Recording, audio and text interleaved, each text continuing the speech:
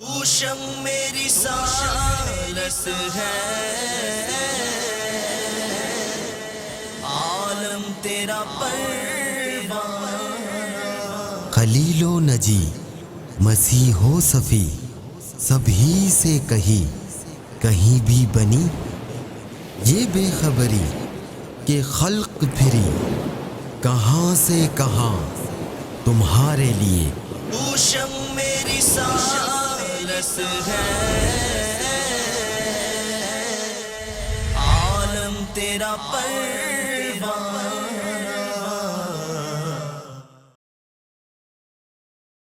الحمد للہ رب العالمین والصلاة والسلام علی سید المرسلین، اما بعد فاعوذ باللہ من الشیطان الرجیم، بسم اللہ الرحمن الرحیم۔ الصلاة والسلام علیک یا رسول اللہ وعلی آلک واصحابک یا حبیب اللہ۔ الصلاة والسلام علیک یا نبی اللہ وعلی آلک واصحابک یا نور اللہ۔ پیارے اسلامی بھائیوں اور مدنی چینل کے ناظرین، سلسلہ عالم تیرا پروانہ جاری ہے اور موضوع ہے انبیاء کا عشق رسول۔ نبی پاک علیہ الصلوۃ والسلام کی آمد سے پہلے انبیاء تشریف لاتے رہے اور سرکار علیہ الصلوۃ والسلام کی بشارت بھی دیتے رہے، سرکار علیہ الصلوۃ والسلام سے عشق کا اظہار بھی کرتے رہے، بلکہ سرکار علیہ الصلوۃ والسلام کی جو ولادت کا وقت تھا، سبحان اللہ، اس وقت کیسے واقعات ہوئے۔ حضرت عبد الرحمن بن عوف رضی اللہ تعالی عنہ کی والدہ حضرت شفا رضی اللہ تعالی عنہ بیان کرتی ہیں کہ ولادت مصطفیٰ صلی اللہ تعالی علیہ وسلم کے وقت میں حضرت آمنہ کے پاس تھی۔ ولادت کے وقت تمام مشرق و مغرب میں روشنی پھیل گئی، اس سے میں نے محلات شام دیکھ لیے۔ کیا دیکھتی ہوں کہ ایک نور نکلا اور کہا گیا کہاں لے جا رہے ہو؟ پھر اعلان ہوا کہ اس محبوب کو مشرق و مغرب اور تمام مقامات مقدسہ کی سیر کرائی جائے، اور پھر حضرت ابراہیم علیہ الصلوۃ والسلام کی خدمت میں پیش کیا گیا۔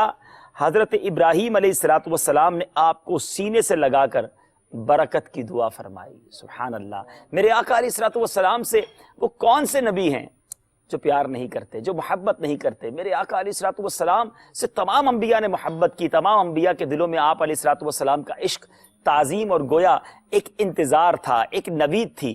بڑا خوبصورت شعر ہے نا، ہمارے نعت خواں ہمیں وہ طرز میں سنائیں گے تو بات اور خوبصورت ہو جائے گی کہ رسول انہی کا تو مجدہ سنانے آئے ہیں، انہی کے آنے کی خوشیاں منانے آئے ہیں۔ رسول انہی کا تو مجدہ سنانے آئے ہیں، رسول انہی کا تو مجدہ سنانے آئے ہیں، انہی کے آنے کی خوشیاں منانے آئے ہیں۔ یہ کس شہنشاہ بالا کی آمد ہے، بولو مرحبا، بولو مرحبا۔ حضرت آدم علیہ الصلوۃ والسلام یوں تو دنیا میں پہلے جس کو آپ کہیں کہ ظاہری طور پر تشریف لانے والے حضرت آدم علیہ الصلوۃ والسلام ہیں۔ آپ کو سراندیپ، یعنی جو آج کل ہمارا ملک جو سری لنکا ہے، کولمبو جس ملک کا کیپٹل ہے، وہ ملک جو ہے وہاں حضرت آدم علیہ الصلوۃ والسلام سب سے پہلے زمین پر تشریف لائے، اور آج بھی وہاں یادگار کے طور پر وہ جگہ موجود ہے جس کو ماؤنٹ آدم کہا جاتا ہے۔ حضرت آدم علیہ الصلوۃ والسلام کے نام پر وہ پہاڑ موجود ہے، اور بڑی اونچائی پہ جا کر، یعنی کئی ہزار فٹ کی بلندی پر جا کر وہ قدم موجود ہیں آج بھی، جو دنیا میں سب سے پہلے حضرت آدم علیہ الصلوۃ والسلام تشریف لائے تھے، تو ماؤنٹ آدم وہاں موجود ہے۔ اب جب آپ تشریف لائے تو انہیں وحشت و پریشانی ہوئی، ون اینڈ اونلی تھے نا پوری دنیا میں اکیلے اس وقت تک۔ تو حضرت جبریل علیہ الصلوۃ والسلام کا نزول ہوا اور اذان دینا شروع کی۔ حضرت جبریل علیہ الصلوۃ والسلام نے اذان دینا شروع کی، اللہ اکبر اللہ اکبر۔ اب جب یہ اذان آگے بڑھی اور اشہد ان محمد الرسول اللہ پر پہنچے تو حضرت آدم علیہ الصلوۃ والسلام نے پوچھا یہ محمد صلی اللہ تعالی علیہ وسلم کون ہیں؟ تو جبریل امین علیہ الصلوۃ والسلام نے جواب دیا یہ آپ کے ایک فرزند اور انبیاء علیہ الصلوۃ والسلام میں سے ہیں۔ سبحان اللہ۔ اے میرے میٹھے پیارے اسلامی بھائیوں، گویا اس وقت بھی حضرت آدم علیہ نبینا علیہ الصلوۃ والسلام کی گویا یوں سمجھیے کہ گھبراہٹ دور ہونے کا سبب ذکر مصطفیٰ صلی اللہ تعالی علیہ وسلم بنا۔ اور میرے میٹھے پیارے اسلامی، حضرت آدم علیہ الصلوۃ والسلام کے تو اور بھی بہت سارے واقعات اس حوالے سے ملتے ہیں۔ جی، اعلیٰ حضرت امام احمد رضا خان علیہ رحمۃ الرحمن فتاوی رضویہ میں المواہب اللدنیہ کے حوالے سے فرماتے ہیں کہ جب آدم علیہ السلام جنت سے باہر تشریف لائے تو آپ کی نظر عرش پر پڑی تو ساق عرش پر آپ نے اللہ تعالیٰ کے اسم جلالت کے ساتھ نام محمد صلی اللہ تعالی وسلم دیکھا تو عرض کی الہی یہ محمد کون ہے؟ تو اللہ تبارک و تعالیٰ نے ارشاد فرمایا ھذا ولدک، یہ تیرا بیٹا ہے، الذی لولاہ ما خلقتک، اگر یہ نہ ہوتا تو میں تجھے بھی پیدا نہ کرتا۔ آدم علیہ السلام نے عرض کی الہی اس بیٹے کی حرمت سے اس باپ پر رحم فرما۔ تو اللہ تبارک و تعالیٰ نے جواباً ارشاد فرمایا کہ اے آدم اگر تو محمد کا وسیلہ دے کر تمام آسمان اور زمین والوں کی سفارش اور شفاعت کرتا تو میں اسے بھی قبول فرماتا۔ آدم علیہ السلام کی ایک کنیت تو مشہور ہے کہ ابو البشر، کیونکہ آپ ظاہری طور پر جسمانی اعتبار سے تمام انسانوں کے والد ہیں تو آپ کو ابو البشر کہا جاتا ہے، اسی وجہ سے یہ آدمی کہلاتے ہیں۔ حضرت آدم علیہ السلام کی جو اولاد ہے وہ آدمی کہلاتے ہیں، اس میں منسوب ہے آدم والا۔ ٹھیک ہے، تو ویسے تو آپ کی مشہور کنیت ابو البشر ہے، لیکن اس نسبت سے کہ اللہ تبارک و تعالیٰ نے فرمایا یہ تمہارا بیٹا ہے تو آپ کی ایک معروف کنیت کے علاوہ دوسری کنیت ہے ابو محمد، محمد کے والد۔ سبحان اللہ۔ حاجی صاحب انسان جو ہوتا ہے نا بنیادی طور پر وہ دو چیزوں سے مرکب ہوتا ہے، ایک ہوتی ہے روح، ایک ہوتا ہے جسم، ٹھیک ہے، اور ان دونوں میں اصل روح ہوتی ہے کہ جب تک روح جسم میں موجود ہے یہ جسم جو ہے یہ حرکت و سکنت کرے گا، اور جیسے ہی روح کا پرندہ جسم کے پنجرے سے پرواز کرتا ہے یہ بالکل مٹی ہو جاتا ہے۔ اگر جسمانی اعتبار سے دیکھا جائے تو آدم علیہ السلام نبی پاک علیہ السلام کے بھی والد ہیں، ابو البشر ہیں، ابو محمد ہیں، لیکن اگر روحانی اعتبار سے روح کا اعتبار کیا جائے تو معاملہ اس کے بالکل برعکس ہے۔ چنانچہ تفسیر روح البیان میں سورۃ الانعام کی ایک آیت کے تحت بڑی پیاری اور جھما دینے والی روایت ہے کہ فرماتے ہیں قال اہل الاشارتی، اہل حقیقت صوفیہ فرماتے ہیں کہ ان اللہ تعالی کما خلق آدم ابتداء وجعل اولادہ منہ، جس طرح اللہ تعالیٰ نے ابتداء آدم علیہ السلام کو پیدا کیا پھر آپ سے آپ کی اولاد کو پیدا کیا، کذالک خلق روح محمد صلی اللہ تعالی علیہ وسلم قبل الارواح، اسی طرح تمام روحوں کو پیدا کرنے سے پہلے اللہ تعالیٰ نے محمد صلی اللہ تعالی علیہ وسلم کی روح کو پیدا فرمایا، ثم خلق الارواح من روحہ، پھر نبی پاک علیہ السلام کی مقدس روح سے دوسری روحوں کو پیدا فرمایا۔ اب نتیجہ اور حاصل کیا نکلا؟ آگے فرمایا فکان آدم ابا البشر وکان محمد صلی اللہ تعالی علیہ وسلم ابا الارواح، یعنی آدم علیہ السلام ابو البشر ہوں گے، جسمانی باپ ہوں گے، اور نبی پاک علیہ السلام ابو الارواح یعنی روحانی باپ کہلائیں گے۔ اور اس چیز کو آدم علیہ السلام نے بھی بیان کیا۔ اعلیٰ حضرت ایک اور کتاب کے حوالے سے فتاوی رضویہ میں ارشاد فرماتے ہیں کہ آدم علیہ السلام جب محبت میں نبی پاک علیہ السلام کو یاد فرماتے تو یہ کہتے یا ابنی صورتن و ابی مانن، اے ظاہر میں میرے بیٹے اور حقیقت میں میرے باپ۔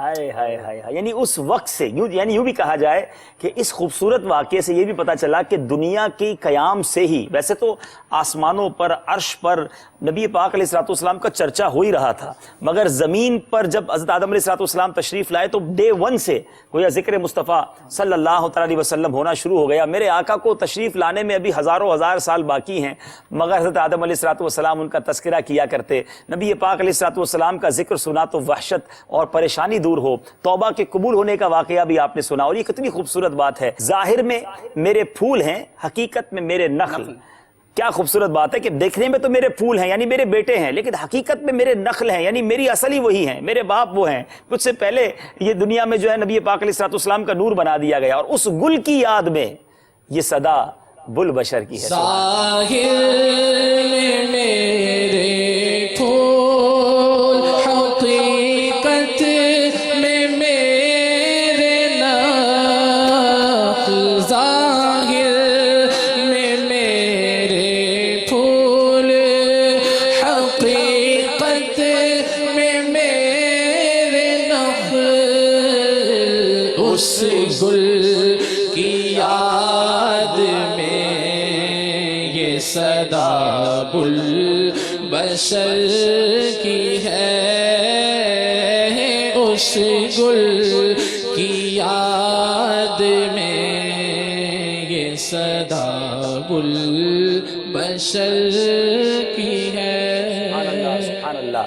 اب ذرا غور کیجئے میرے میٹھے اسلامی بھائیوں، گویا نبی پاک علیہ الصلوۃ والسلام کا چرچا، پیارے آقا علیہ الصلوۃ والسلام کی شان انبیاء بیان کرتے چلے گئے۔ حاجی صاحب، آپ نے شروع میں فرمایا تھا کہ بظاہر پہلے نبی اور دنیا میں تشریف لانے والے آدم علیہ السلام ہیں، اور واقعتاً ایسا ہی ہے۔ ایک ہوتا ہے بعثت، کسی نبی کو مبعوث کرنا، لوگوں میں بھیجنا، ایک ہوتا ہے نبوت کا منصب عطا کرنا۔ صحابہ کرام نے نبی پاک صلی اللہ تعالی وسلم سے عرض کی، یا رسول اللہ متا وجبت لک النبوہ، یا رسول اللہ آپ کو نبوت کا منصب کب دیا گیا، آپ کے سر پر نبوت کا تاج کب سجایا گیا؟ تو ارشاد فرمایا وآدم بین الروح والجسد او کما قال، کہ میں اس وقت نبی بنا دیا گیا تھا جب آدم علیہ السلام روح اور جسم کے درمیان تھے۔ کیا بات، یعنی نبوت کا منصب دینے میں، دیے جانے میں اول نبی نبی پاک علیہ الصلوۃ والسلام، اور دنیا میں ظاہری طور پر تشریف لانے میں پہلے نبی آدم علیہ السلام۔ کیا بات ہے، کیا بات ہے۔ ایک اور بڑے خوبصورت شعر میں اعلیٰ حضرت اس فلسفے کو، اس پوری تھیوری کو سمجھاتے ہیں۔ معراج کے واقعے کی طرف اشارہ ہے، لیکن وہاں بڑی خوبصورت بات کہتے ہیں، وہی ہے اول، وہی ہے آخر، وہی ہے ظاہر، وہی ہے باطن، اسی کے جلوے، اسی سے ملنے، اسی سے اس کی طرف گئے تھے۔ تو نبی پاک علیہ الصلوۃ والسلام اول بھی ہیں، آخر بھی ہیں، اور یہ سمجھنے والی بات ہے۔ حضرت آدم علیہ الصلوۃ والسلام کے اس قول سے ہی بات سمجھ آ رہی ہے کہ وہ پھول بھی ہیں اور نخل بھی ہیں۔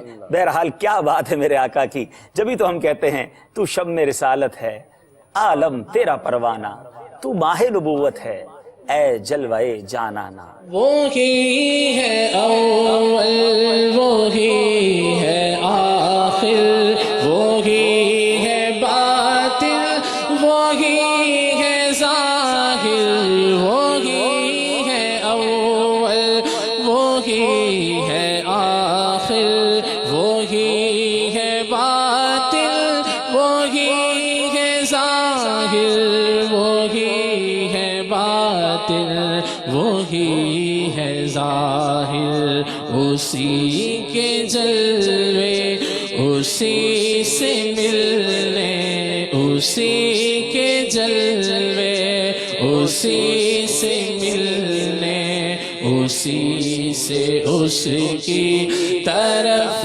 گئے کیا بات ہے، کیا بات ہے۔ نماز اب یہ جو معراج کی رات ہے، اس میں بھی انبیاء کے عشق رسول کی ایسی شاندار دلیل، بہت سارے واقعات ہیں جو پچھلے سلسلے میں ڈسکس کیے تھے، اور ان دو واقعات کو جب میں بیرون ملک میں تھا میں نے وہاں سے کوشش کی تھی بیان کرنے کی، کہ ایک تو جو اس پورے سفر میں بڑی خوبصورت نماز ہوئی، مسجد اقصیٰ میں سارے انبیاء موجود ہیں، اور ایک روایت کے مطابق اقامت بھی کہہ دی گئی ہے، امام کا انتظار ہے، اور نبی پاک علیہ الصلوۃ والسلام کی تشریف آوری ہوتی ہے، جبریل امین ہاتھ پکڑتے ہیں اور سرکار علیہ الصلوۃ والسلام کو امامت کے مصلی پر کھڑا کر دیتے ہیں۔ اب یہاں یہ نماز کیوں کروائی گئی، سارے انبیاء کو کیوں بلوایا گیا، یہ کیوں نماز ادا کروائی گئی؟ سبحان اللہ، اعلیٰ حضرت اسی کلام کے ایک شعر میں پوری بات سمجھا دیتے ہیں کہ نماز اقصیٰ میں تھا یہی سر، عیاں ہو معنائے اول آخر، ہے دست بستہ پیچھے حاضر، جو سلطنت آگے کر گئے تھے۔ نماز اقصیٰ میں تھا یہی سر، عیاں ہو معنی اول آخر، نماز اقصیٰ میں تھا یہی سر، عیاں ہو معنی اول آخر، عیاں ہو معنی اول آخر، کہ دست بستہ ہیں پیچھے حاضر، کہ دست بستہ ہیں پیچھے حاضر، جو سلطنت آگے کر گئے تھے، جو سلطنت آگے کر گئے تھے، جو انبیاء اپنے اپنے دور میں مبعوث ہوئے، آج سب صفوں میں ہاتھ باندھے کھڑے ہیں اور آقا امام ہیں۔ یہ میسج دینا تھا دنیا کو کہ کس کی امامت ہے، امام الانبیاء کون ہے۔ سبحان اللہ، سبحان اللہ۔ جی حضور، آپ کچھ فرمائیں گے اس موضوع سے متعلق؟ ایسا آپ ہی کی بات کو میں تھوڑا کنٹینیو کروں گا۔ بڑی دلچسپ بات ہے کہ انبیاء کرام علیہم الصلوۃ والسلام کو جو یہاں مسجد اقصیٰ کے اندر گویا کہ بلوایا گیا ایک طرح سے، تو یہ شاید اس کا نتیجہ ہو کہ اللہ تبارک و تعالی جل جلالہ نے جب ان کو بھیجا، اور یہ اب خوشخبریاں دے رہے ہیں اپنی اپنی کتابوں کے اندر نبی کریم علیہ السلام کا تذکرہ، اپنی امت کے سامنے نبی کریم علیہ السلام کا تذکرہ، تو دل کے اندر ایک خواہش پیدا ہوتی ہے کہ وہ اتنی عظمت والا نبی ہے تو اس عظمت والے نبی کی زیارت تو کرنی چاہیے۔ کیا بات ہے، کیا بات حضرت حضرت موسیٰ علیہ السلام، حضرت یوسف علیہ السلام ان کے تذکرے کر رہے ہیں، تو رب تعالیٰ نے پھر سب پہ کرم کیا، اور کیسا کرم کیا کہ نماز اقصیٰ کے اندر اس ساری بات کو واضح کر دیا، اور محبوب علیہ السلام کے جلوے سارے انبیاء کو دکھا دیے۔ گویا کہ یہ ان کی جو قلبی کیفیت تھی، خواہش تھی، تو اس کو اللہ تبارک و تعالی نے اس کا نتیجہ یہ اس صورت کے اندر عطا فرمایا۔ حضرت موسیٰ علیہ السلام، آپ بھی نبی کریم علیہ السلام کے عاشق، کس انداز کے ساتھ؟ نبی کریم علیہ السلام نے ارشاد فرمایا کہ جب حضرت موسیٰ علیہ السلام پر تورات اتری، آپ نے تورات کے اندر ایک امت کا ذکر پڑھا، تو آپ نے اللہ کی بارگاہ میں عرض کیا کہ یا اللہ، ایک ایسی امت کا میں نے تذکرہ پایا ہے کہ جس کی بڑی عظمت ہے، کہ وہ اگرچہ بعد کے اندر آئیں گے لیکن ان کا مقام پہلے ہوگا۔ پھر ارشاد فرمایا یا اللہ، وہ ایسی امت ہوگی کہ نیکی کریں گے، نیکی کے فقط ارادہ کریں گے تو اس پر ان کو ثواب ملے گا، اور اگر کر لیں گے تو 10 گنا ثواب ملے گا۔ گناہ اگر وہ ارادہ کریں گے تو لکھا نہیں جائے گا، لیکن جب گناہ کریں گے تو تب لکھا جائے گا۔ یا اللہ، میں نے ایک ایسی امت کا تذکرہ پڑھا ہے کہ جو فے کھائیں گے، یعنی غنیمت چونکہ پچھلی امتوں پر حرام تھی، اور نبی کریم علیہ السلام کی امت کے لیے جائز قرار دی۔ عرض کرتے ہیں کہ الہی، یہ امت مجھے عطا کر دے، تو اللہ تبارک و تعالی جل جلالہ ارشاد فرماتا ہے تلک امت احمدہ، کہ اے موسیٰ علیہ السلام، یہ تیری امت نہیں بلکہ یہ میرے محبوب کی امت ہے۔ پھر اس کے بعد عرض کرتے ہیں کہ یا اللہ، میں نے ایک ایسی امت کا تذکرہ پڑھا ہے کہ جو صدقہ کھائیں گے اور صدقہ ان کے پیٹوں کے اندر ہوگا، اس کے باوجود ان کو اجر دیا جائے گا۔ حالانکہ پچھلی امتوں کے اندر ایسا نہیں ہوتا تھا کہ وہ اگر صدقہ دیتے تھے تو آسمان سے ایک آگ آتی تھی، اور جس کا صدقہ قبول ہو جاتا تو آگ اس کو اٹھا کے لے جاتی، جلا دیتی۔ تو یا اللہ، یہ ایسی امت ہوگی کہ کھائے گی بھی خود، پیٹ کے اندر صدقہ ہوگا، اس کے باوجود اس پر اجر بھی ملے گا، تو یا اللہ ایسی عظمت والی امت مجھے عطا کر دے۔ تو رب تعالیٰ ارشاد فرماتا ہے کہ تلک امت احمدہ، یہ تو میرے محبوب کی امت ہے۔ اچھا، اب اس طرح سلسلہ چلتا رہا، کافی طویل روایت ہے۔ آخر کے اندر جب حضرت موسیٰ علیہ السلام یہ ساری چیزیں سنی، اور رب تعالیٰ یہی ارشاد فرماتا کہ تلک امت احمدہ، تو اس پر حضرت موسیٰ علیہ السلام عرض کرتے ہیں یا ربی فجعلنی من امت احمدہ، یا اللہ، جس کی اتنی عظمت ہے تو پھر اس امت کے اندر مجھے شامل کر دے۔ یعنی یہ تو ہمارے لیے بھی کتنی پراؤڈ کی بات ہے، کتنی فخر کی بات ہے کہ انبیاء جس امت میں موسیٰ کلیم اللہ علیہ نبینا علیہ السلام، ان کا اتنا بڑا سٹیٹس، اور وہ تمنا کریں۔ موسیٰ علیہ السلام کی عظمت کہ اولو العزم انبیاء میں سے یہ ہے۔ اولو العزم انبیاء وہ ہیں کہ جو سارے انبیاء اور رسول میں سے فقط 6 انبیاء اور جن کا مقام تمام انبیاء سے بڑھ کر ہے۔ قرآن پاک میں کثرت سے ان کا ون آف دا ٹاپ، حضرت موسیٰ علیہ السلام کا کثرت کے ساتھ حضرت موسیٰ علیہ السلام کلیم اللہ ہیں، اور ان کا یہ کہنا کہ یا اللہ مجھے اس امت میں شامل کر دے، تو یہ اے امتیوں ہمارے لیے بھی کتنی بڑی سعادت کی بات ہے، اور سرکار علیہ السلام سے کیسا عشق چھلک رہا ہے۔ حضرت موسیٰ علیہ السلام کا عشق سرکار علیہ السلام سے تو ہے ہی، ہم گناہ گاروں سے بھی کیسا تھا، جو معراج کی شب مشورہ دیا کہ حضور واپس جائیے، یہ 50 نمازیں آپ کی امت نہیں پڑھ سکے گی۔ جی، کہ جب نبی کریم علیہ السلام تشریف لا رہے تھے، اور حضرت موسیٰ علیہ السلام کے متعلق آپ نے بیان کیا، صحیح مسلم کی روایت ہے، آپ فرماتے ہیں کہ مررت بقبر موسیٰ وہو قائم یصلی فی قبرہ، ٹھیک ہے، میں موسیٰ علیہ السلام کی قبر کے پاس سے گزرا تو موسیٰ علیہ السلام کو دیکھا کہ آپ کھڑے ہو کر، عاشق یہی کہتے ہیں کہ درود و سلام پڑھ رہے ہیں، کیونکہ اصل کے اندر عقلی اعتبار سے دیکھا جائے تو بات بنتی یہی ہے کہ جس محبوب کے لیے عرش کو سجایا گیا، اعلانات کروائے گئے کہ میرے محبوب علیہ السلام تشریف لا رہے ہیں، یہ کیسے ہو سکتا ہے کہ نبی کریم علیہ السلام کی آمد پر سارے تو خوشیاں منا رہے ہوں اور سارے انتظار کر رہے ہوں، اور حضرت موسیٰ علیہ السلام انتظار نہ کر رہے ہوں؟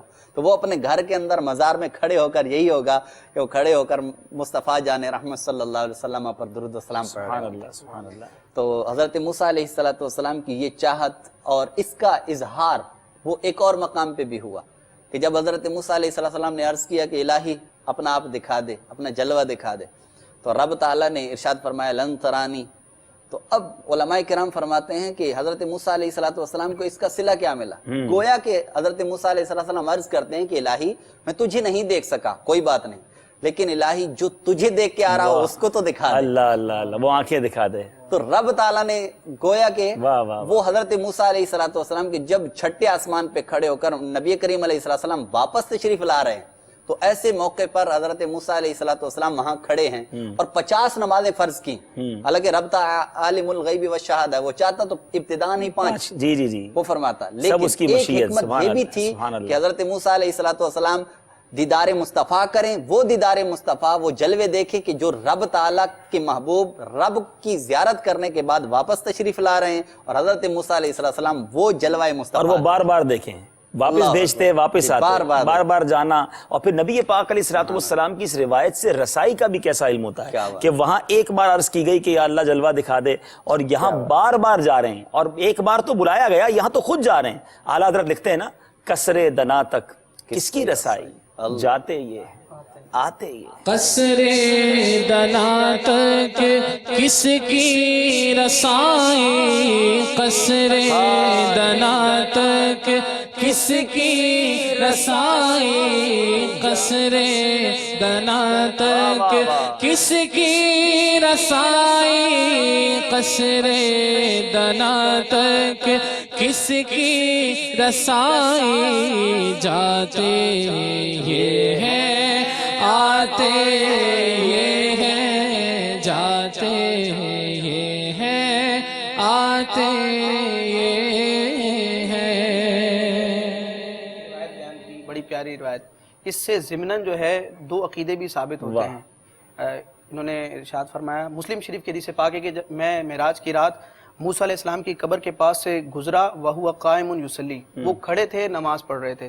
یا دوسرا معنی کریں کیونکہ یصلی کا معنی درود پڑھنا بھی ہوتا ہے، درود پڑھ رہے تھے. تو یصلی جو ہے نماز پڑھنا یا درود پڑھنا یا قائم کھڑا ہونا، یہ زندہ کی صفت ہے. اس سے انبیاء کی حیات کا بھی ہمیں شعور ملتا ہے. اور دوسرا یہ کہ اللہ تبارک و تعالیٰ نے اپنے انبیاء کو، اپنے بزرگ بندوں کو، نیک بندوں کو اتنا اختیار دیا ہے اپنی بارگاہ میں کہ اس کی بارگاہ میں چلتی ہے. ہاں نہیں، تیسری بات کہ نبی پاک علیہ السلام کو کیسی نظر عطا فرمائی کہ گزرتے ہوئے حضرت موسیٰ علیہ السلام کو قبر کے اندر دیکھ لی. سر عرش پر ہے تیری گزر. اعلیٰ حضرت کا کلم پھر کیسے خاموش رہے. سر عرش پر ہے تیری گزر، سر عرش پر ہے تیری گزر، دل فرش پر ہے تیری نظر، دل فرش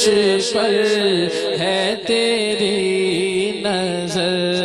ملکوت و ملک میں کوئی شے، ملکوت و ملک میں کوئی شے نہیں وہ جو تجھ پہ کوئی شے ایسی نہیں جو نبی پاک علیہ السلام سے عیاں نہیں. میں آپ سے بات تو کروں گا لیکن ہمارے یو کے والے بھی ہمارے ساتھ ہیں، تھوڑا ان کو بھی لے لیتے ہیں، کافی دیر سے ہمارے ساتھ ہیں. جی بردر فرام یو کے، you can say some thing about that particular topic, that today's topic of عشق رسول آف انبیاء کرام علیہم السلام. You can hear us.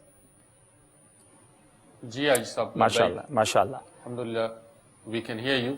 MashaAllah, for our English speaking viewers here in the UK, Alhamdulillah, this beautiful silsila on Madani channel, Alam Tera Parwana. Not only for UK, you can talk for all viewers of English Madani channel.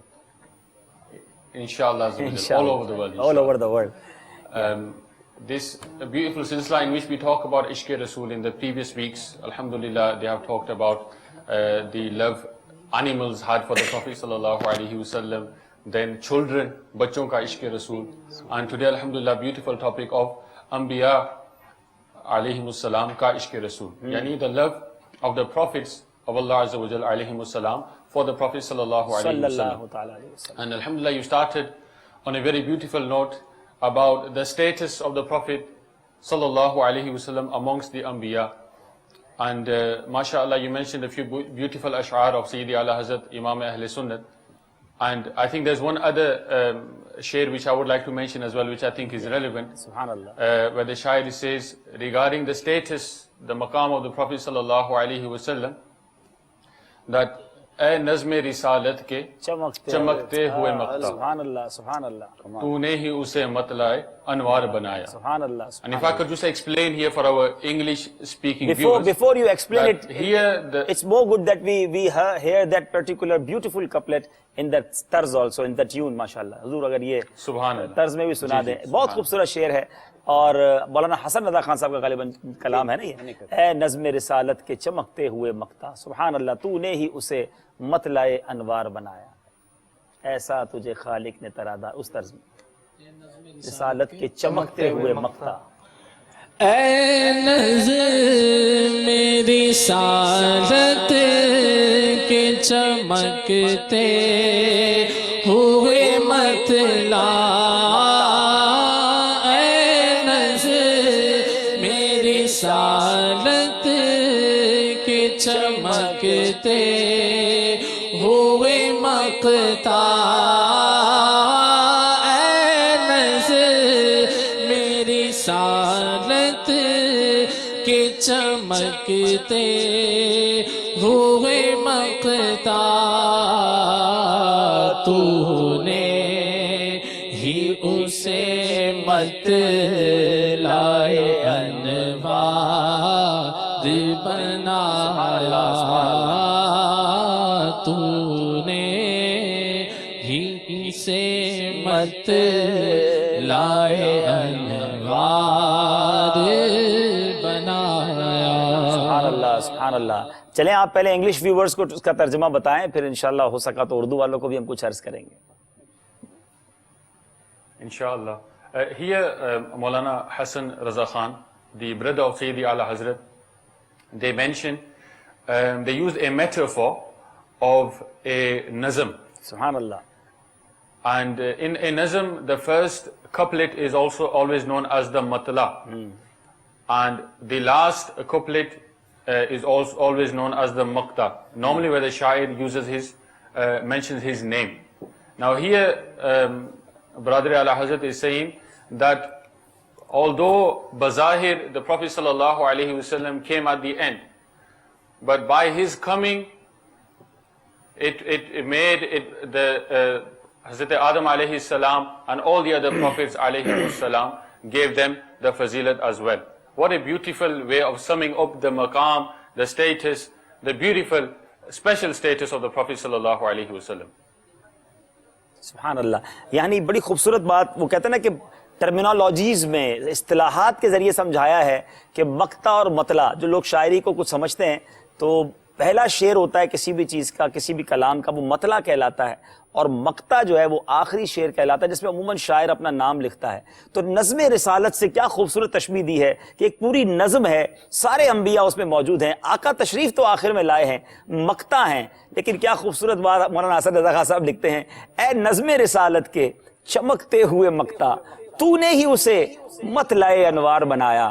آقا آپ کی تشریف آوری کی برکت سے ساری نظم رسالت جو ہے وہ مزید چمکدار, نورانی اور برکت والی ہو گئی. سبحان اللہ. بھائی صاحب اس کے اندر اسی شعر میں تھوڑی سی مزید بھی میں سبحان اللہ سبحان اللہ. جی جی. یہ ایک تو یہ اصطلاح ہے نا, اصطلاح کے ساتھ ساتھ ایک اور لطیف نقطہ اس کے اندر وہ یہ ہے کہ جو نظم ہے وہ نظم ہوتی ہے ایک ہار کو بولتے ہیں, پرونا اصل کے اندر ہوتا ہے پرونا. ٹھیک ہے. چونکہ جی تو چونکہ یہ ایک پوری جو گروہ انبیاء ہے, یہ گروہ انبیاء گویا کہ یہ اسی طرح یہ ایک لڑی کی شکل میں ہے اور ایک ہار کی شکل میں, اور پھر ان کے اندر ہیرے ہیں اور ہیرے وہ چمک رہے ہیں. واہ کیا بات. تو یہ جس طرح یہ نظم فرما کر, نظم کو نظم بولتے ہی اس لیے ہیں کہ وہ سب جڑی ہوئی ہوتی ہے, پوری ہوئی ہوتی ہے. کیا خوبصورت بات, کیا خوبصورت بات ہے. انبیاء کا عشق رسول ہمارا موضوع ہے اور انشاءاللہ ہمیں اپنے سیگمنٹس کی طرف بھی جانا ہے. سرکار علیہ الصلوۃ والسلام سے محبت تمام انبیاء کو, لیکن اولو العزم انبیاء, جن انبیاء کا نام ہم نے سنا کہ جن کا تذکرہ اور جن کا مقام بہت بڑا, حضرت ابراہیم علیہ الصلوۃ والسلام انبیاء کی فہرست میں بہت بڑا نام, بلکہ نبی پاک علیہ الصلوۃ والسلام حضرت ابراہیم علیہ الصلوۃ والسلام کے بارے میں بہت محبت کا اظہار بھی سرکار علیہ الصلوۃ والسلام کے زبانی بھی بہت ملا کرتا. سرکار علیہ الصلوۃ والسلام خود بھی بڑا تذکرہ حضرت ابراہیم علیہ الصلوۃ والسلام کا کیا کرتے.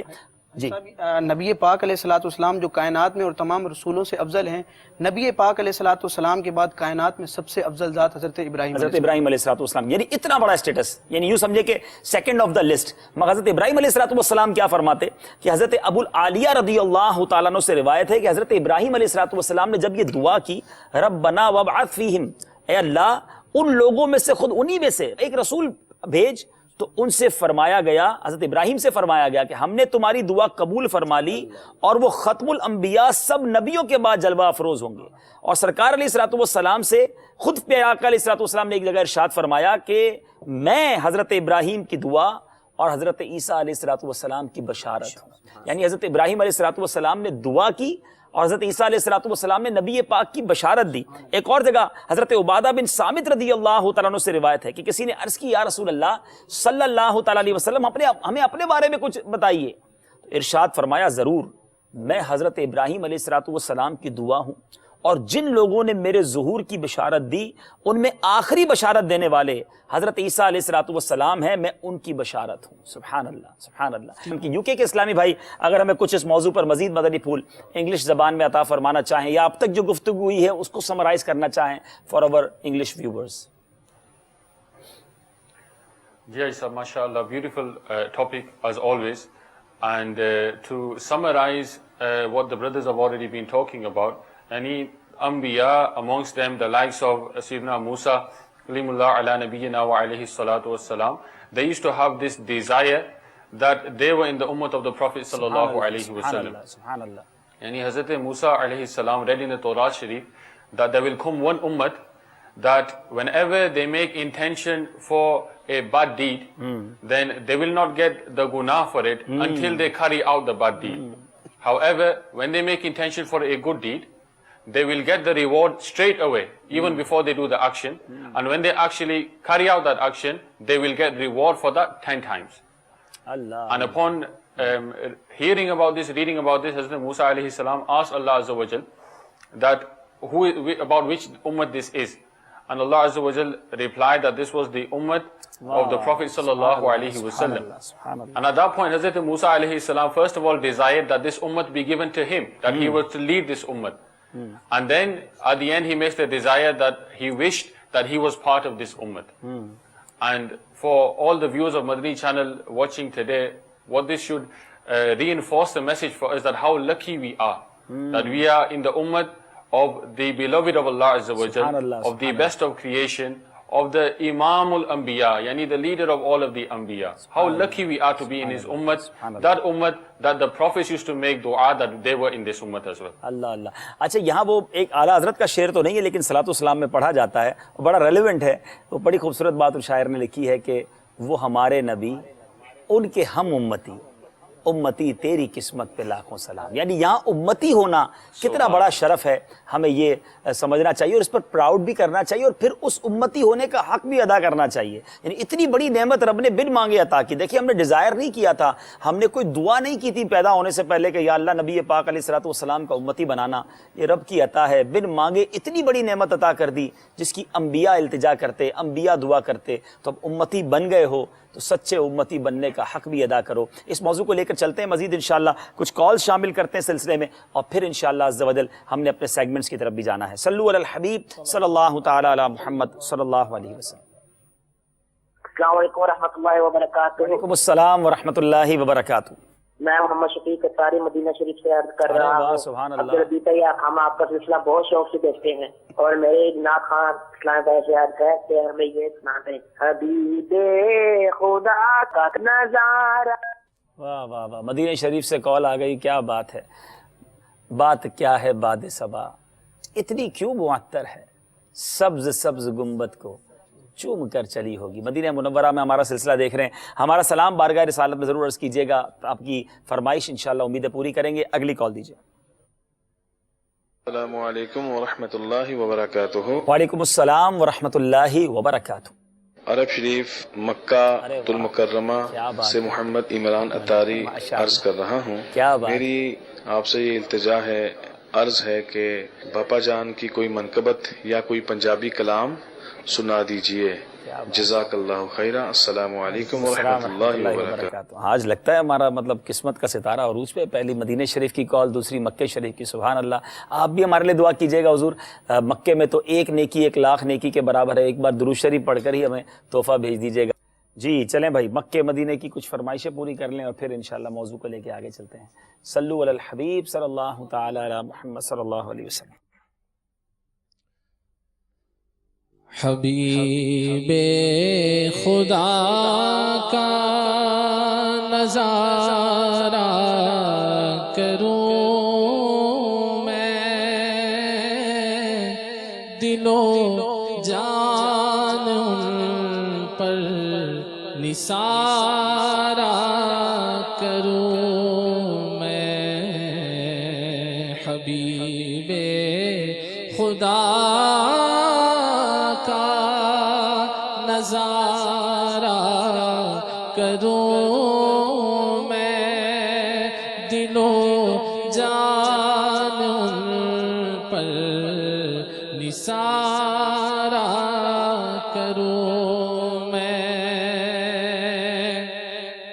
یہ ایک جان کیا ہے اگر ہو کروڑوں, یہ ایک جان کیا ہے اگر ہو کروڑوں. تیرے نام پر سب کو وارا کروں میں, تیرے نام پر سب کو وارا کروں میں. میرا دین و ایمان فرشتے جو پوچھے, میرا دین و ایمان فرشتے جو پوچھے, تمہاری ہی جانب اشارہ کروں میں. منقبت امیر علیہ سنت. عطار ہمارا ہے, عطار ہمارا ہے, دل جان سے پیارا ہے, دل جان سے پیارا ہے. عطار ہمارا ہے, عطار ہمارا ہے, عطار ہمیں اپنے ہیں, دل جان سے پیارا ہے. عطار ہمیں اپنے ہیں, دل جان سے پیارا ہے. عطار ہمیں اپنے دل جان سے پیارا ہے. عطار ہمیں اپنے دل جان سے پیارا ہے. عشاق کا نعرہ ہے, عطار ہمارا ہے. عشاق کا نعرہ ہے, عطار ہمارا ہے. سب دوڑ پڑے جامے انوار سننے نے, ایک مرد قلندر نے دنیا کو پکارا ہے. ویران بنے گلشن جب چل پڑے مستانے, ویران بنے گلشن جب چل پڑے مستانے. عطار کی محنت سے یہ باغ دلارا ہے, عطار کی محنت سے, عطار کی محنت سے یہ باغ دلارا ہے. دل جان سے پیارا ہے, دل جان سے پیارا ہے. عطار ہمارا ہے, عطار अतार हमारा है, अतार हमारा है। अब चलेंगे हम अपने बड़े खूबसूरत सेगमेंट की तरफ जिसका नाम है एक नज़र अपने आप पर, जिसमें हम कोशिश करते हैं अपनी एक आदत को दुरुस्त करें और कुछ तलफ़्फ़ुज़ की भी दुरुस्ती करते हैं। आइए चलते हैं सिलसिले की तरफ, सेगमेंट की तरफ जिसका नाम है एक नज़र अपने आप पर। अखलाक हो अच्छे, मेरा किरदार हो सुथरा, महबूब का सदका तो मुझे नेक बना ले। माशाअल्लाह माशाअल्लाह। हम कोशिश करते हैं अपने सिलसिले में किसी एक ऐसी गलती को दूर करें जो हमसे नॉर्मली हो जाती है, तवज्जो ना होने की वजह से या गफलत की वजह से, और बाज़ औक़ात इसका बड़ा नुकसान भी उठाया जाता है। आज जिस गलती पर तवज्जो दिलानी है ये नॉर्मली घरों में भी हो जाती है, दावतों में भी हो जाती है। मिसाल के तौर पे गरम चाय है, अब चाय है या कोई गरम सालन है, कोई भी ऐसी चीज़ है जो गरम है या बहुत हैवी है, वज़नी है, वो देते वक्त बाज़ औक़ात किसी के सर के ऊपर से दी जा रही होती है। यानी कोई यहाँ बैठा है और इन्होंने मुझे देनी है, अब इनके ऊपर से कोई दे रहा है तो वो हाथ से छूट कर किसी पर गिर भी सकती है।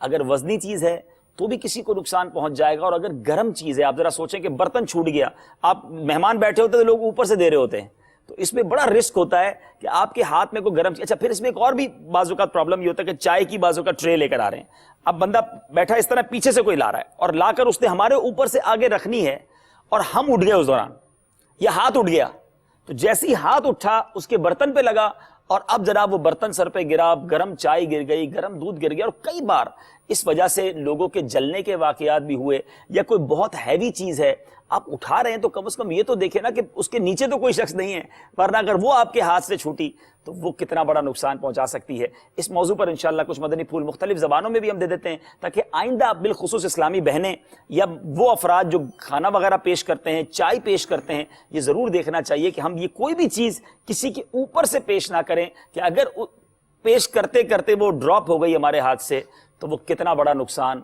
बाज़ औक़ात जानलेवा भी ये पोजीशन हो सकती है। तो उम्मीद करते हैं कि इस बात का ख्याल रखेंगे और इस बारे में कुछ मदनी फूल पंजाबी ज़बान में, फिर सिंधी में, सराइकी में और बलोची में सुनते हैं। जी हुज़ूर, कुछ हमारे पंजाबी नाज़रीन को भी समझा दें। बिस्मिल्लाहिर्रहमानिर्रहीम। बड़े नाजुक जो मामले होते तुसी निशानदेही की है, ये उमूमन गफलत की वजह तो और वक्त बचाने वास्ते जल्दबाजी का नतीजा होंदा कि असी दूजे की परवाह ना करेंदे और वजनी शय और बसा औकात कोई धारदार चीज़ होंदी है वो असी किसी शख्स बैठे हुए शख्स या खलोते हुए शख्स के उत्तों दे रहे होने, खुदा न खास्ता साढ़े हाथ चो स्लिप हो वने या वो अपना हाथ वगैरह या अपना चेहरा आगे पीछे करे तो उस नुकसान हो सकता। और बाद नुकसान ऐसे होंगे जिन्हां दा इजाला हो सकता, यानी कपड़े उत्ते अगर खाने का दाग लग गया या कोई शय हो गई तो ईदा तो इतना मसला नहीं है, लेकिन खुदा न खास्ता अगर किसी की अख ज़ाया हो गई या कोई गर्म शय आई उस दे चेहरे उत्ते उदी जिल्द उत्ते वो गर्म शय चाह वगैरह लग गई और सारी जिंदगी वास्ते वो बंदा ऐबदार हो। अच्छा, बाज़ औक़ात बच्चियां होती हैं, अच्छा बच्चियों में अगर खुदा ना खास्ता ऐसा कोई ऐब हो जाए तो वो और उनके लिए प्रॉब्लम क्रिएट हो जाता है, तो ये बहुत एहतियात की ज़रूरत है। कि जी सिंधी नाज़रीन नू जी बिल्कुल, तव्हां जे इन शय जे बारे में तवज्जो ॾियारी आहे तमामु ज़रूरी आहे।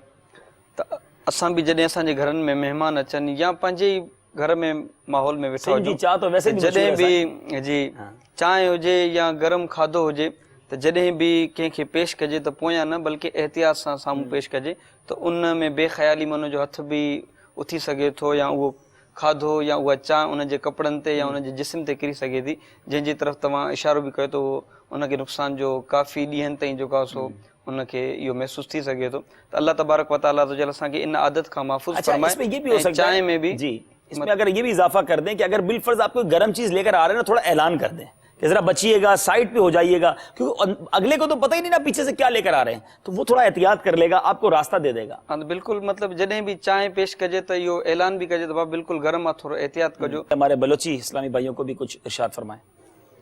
कनाने नो इस्लामी इलुमक माशाल्लाह नुकुन सिलसिला निंगुरे आलम तेरा परवाना और दसा रुकन शुरा से बाज अहम मसला बार तवज्जो तिरफे कि नना से रूटीन से कि नन उराटी तुरो कुन तेना दफ्तर तेना दुकान जागा से अगर कने पेन का से अगर गिड़ा तुरो ये तो करन तुन आवार के बंदक तुलो के तो ये ओ ना काटुम ना जीएन के तरफे वा गिड़ाए और इरटनी को बंदक ना दूटी तेवा तो दाटी दा गिड़ा ना एहतियात कबो कि मतलब मिसाल उराटी अगर इरग ना टेमा तुलो करे تو اگر ڈونگا کتک شاخوں کے یا پین گرم گڑا سے دن یا چاہ سے تو کم از کم کوشش کرو کہ کسے نہ کاٹوں میں بچائے بو اگر شیف کا ستولو کے تو او دے اونا سائیڈن اور توار خلبو کہ بھائی تینے مچھے سنبھالا بو تینا حفاظت کبو دا گڑا گھر میں تینے اور چنائے داڑن مرتق بو.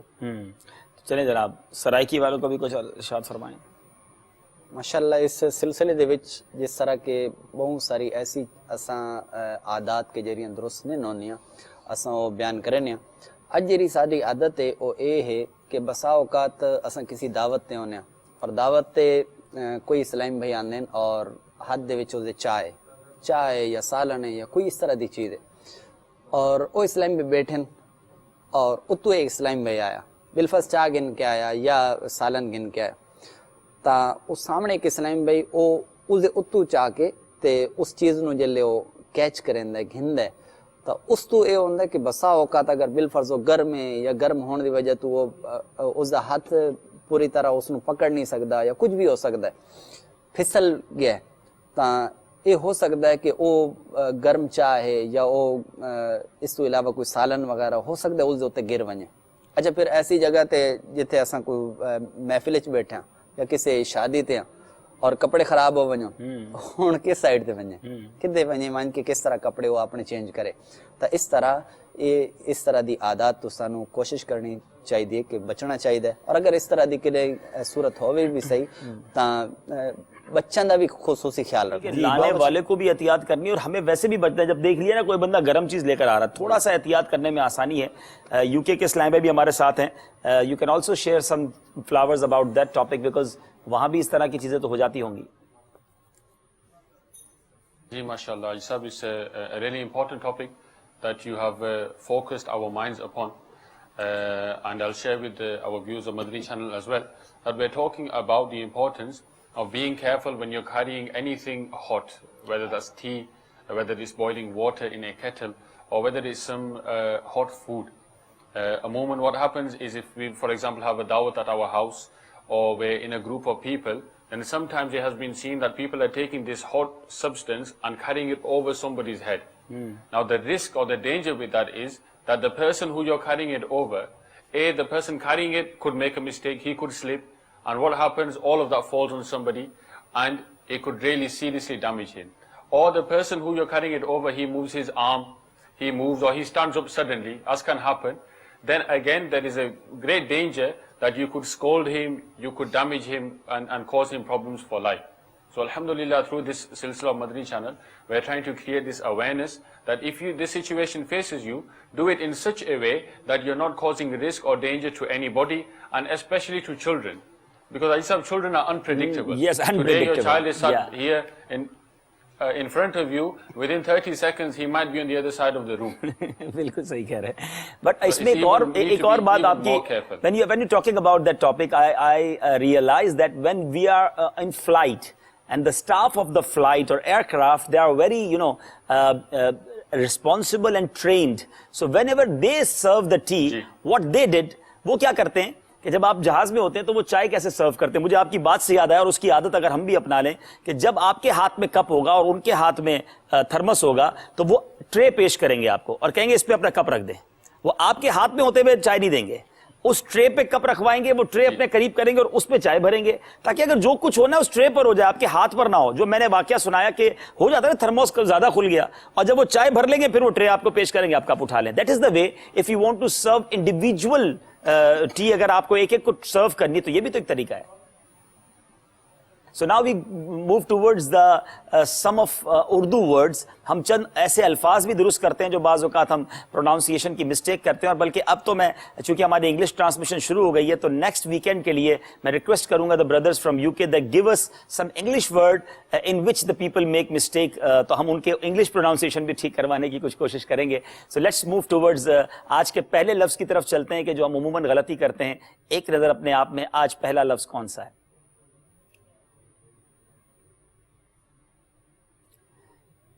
جی گریبان. اچھا گریبان جو ہے, جی جناب یہ غلط ہے. تو اب صحیح کیا ہونا چاہیے؟ شاید بہت سارے لوگ گریبان ہی کہتے ہیں, تو چلیں جناب ہمیں صحیح لفظ بھی بتا دیجئے تاکہ اگر یہ غلطی ہم کرتے ہیں تو اب صحیح کہنا شروع کر دیں گے انشاءاللہ. لیکن اب یہ لفظ استعمال بڑا کم ہوتا ہے گریبان جو ہے. بہت کم. ہاں تو میرے خیال اس کے معنی بھی بتائیں. بہت سارے ناظرین تو کہو گے ہے کیا, اس کی معنی کیا ہے.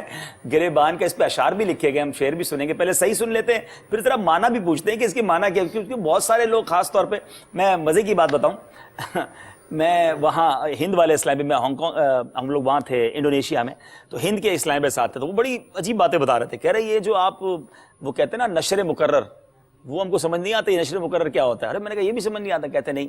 اچھا ایک اور انہوں نے جملہ کہا تھا, اس سے پہلے ایک جگہ ہم گئے تو مشورہ تھا ہند کے اسلامی بھائیوں کا, تو تھوڑی دیر بعد ہمارا ایک تذکرہ ہوتا ہے کہ بھائی ہم نے اس چیز کو نافذ کرنا ہے, اپنی پالیسی کو نافذ کرنا ہے, ہم نے ان تمام چیزوں کو اپنے شہر میں بھی نافذ کرنا ہے. تو بہت دیر بعد کہتے ہیں نافذ کے معنی کیا یہ تو بتا دیں. تو ہم بعض اوقات جو مشکل لفظ بول رہے ہوتے ہیں نا گفتگو میں, تو باپا امیر علیہ السلام اسی لیے ہماری رہنمائی کرتے ہیں کہ آسان اردو بولا کریں. بہت سارے لوگ نہیں سمجھ پاتے. تو اب گریبان شاید اگر یہ میں سوال کر لوں نا کہ کتنوں کو جواب آتا ہے تو شاید بہت ساروں کو سمجھ نہیں آئے گا. چلیں پہلے صحیح ہمارا تلفظ بتا دیں, پھر ہم گریبان کا معنی بھی سمجھتے ہیں اور پھر انشاءاللہ اس پر شعر بھی سنتے ہیں. اب پتہ نہیں میں بھی جو کہہ رہا ہوں وہ ٹھیک کہتا ہوں نہیں کہتا ہوں. چلیں جی, گریباں, آئے ہائے گریبان جناب, گریبان درست ہے. اب یہ گریبان کے معنی کیا ہے, یہ کس معنی میں یوز ہوتا ہے؟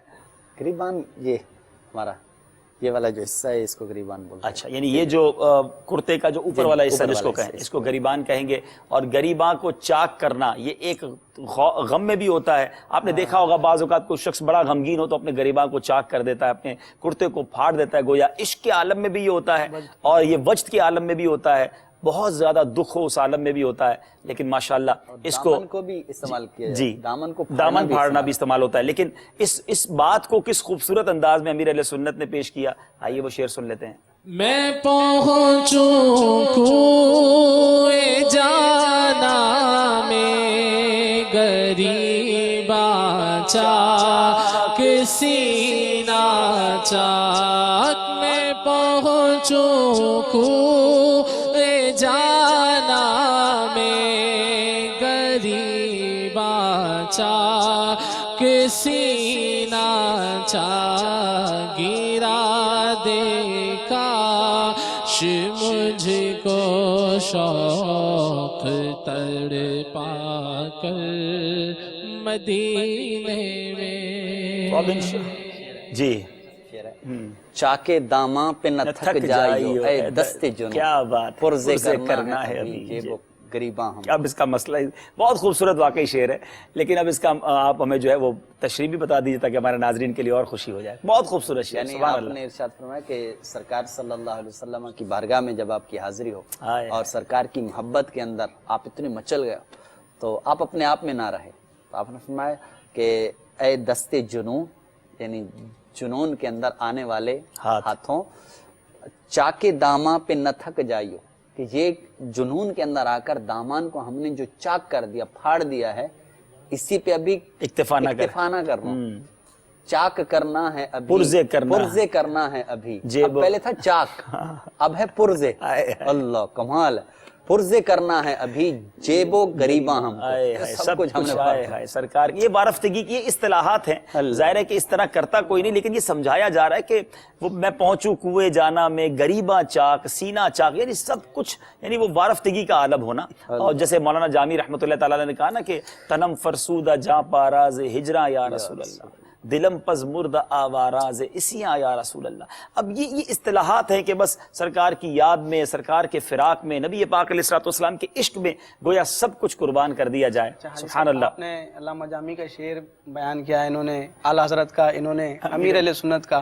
الفاظ میں اختلاف ہے لیکن مفہوم اور معنی اور جو سوچ ہے نا وہ ایک. سبحان اللہ. یہ بزرگوں کا ہی طریقہ رہا نا کہ اس انداز میں بات کی جائے. اور سرکار علیہ الصلوۃ والسلام کی جب بات ہو تو وہ وارفتگی, وہ دیوانگی, وہ انداز ہمیں بزرگوں سے ہی ملتا ہے.